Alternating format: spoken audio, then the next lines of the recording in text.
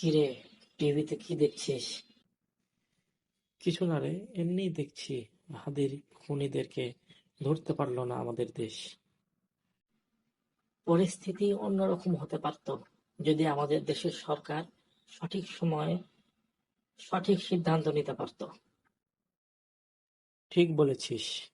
মাঝে মধ্যে বেয়াদবের সাথে বেয়াদবি করতে হয়, এটাই হচ্ছে আদব। আওয়ামী ভারত লীগ যেভাবে টার্গেট কিলিং মিশন বাস্তবায়ন করছে, একই কাজ আমাদের করা লাগতো, তাহলেই সব ঠিক হতো। মক্কা বিজয়ের পর কিছু মানুষকে ক্ষমা করা হয়নি। ঠিক 5ই আগস্টের পরে যাদেরকে ধরা হয়েছে এদেরকে হত্যা করা উচিত ছিল, তাহলে এই পরিস্থিতি ঠিক হয়ে যেত।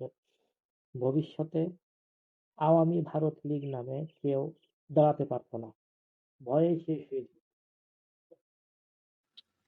অবশ্যই তাদের অবৈধ বাচ্চাগুলো যখন দেখতো তাদের বাবাদেরকে ক্রস ফায়ার করা হচ্ছে, তখন তারা ঠিক হয়ে যেত, অথবা তওবা করে ফিরে আসতো, আর না হয় দেশ থেকে আজীবনের জন্য চলে যেত।